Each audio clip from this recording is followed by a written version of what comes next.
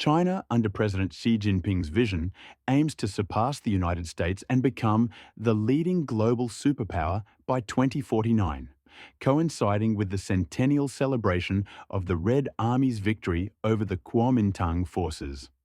To realize this ambition, Beijing has sought to extend its reach to the oceans by pushing its greedy cow's tongue down south, strengthening its military presence in a particularly strategic area known as the South China Sea. One of the key measures employed is the rapid construction and militarization of artificial islands.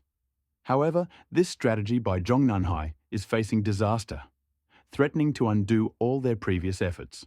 The question is, why? If you are interested, join us in exploring the reasons right after this.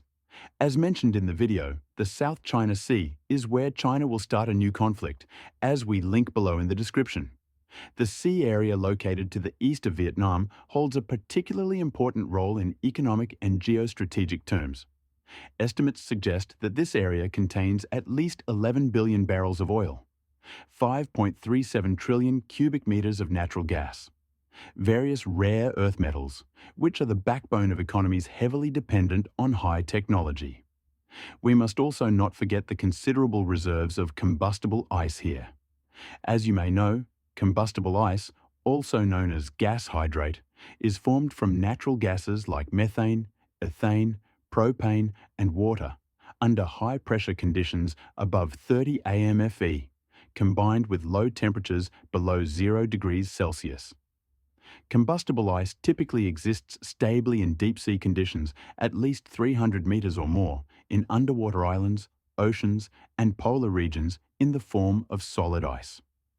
In the context of traditional energy sources like coal, peat, and oil becoming increasingly depleted, combustible ice with reserves more than twice those of fossil energy is seen as a high-efficiency, clean alternative fuel for the future.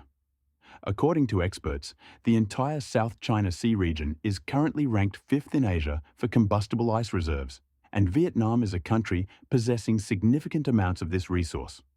Additionally, the South China Sea is home to one of the strongest fisheries in the world, accounting for 15% of the world's total fishing capacity.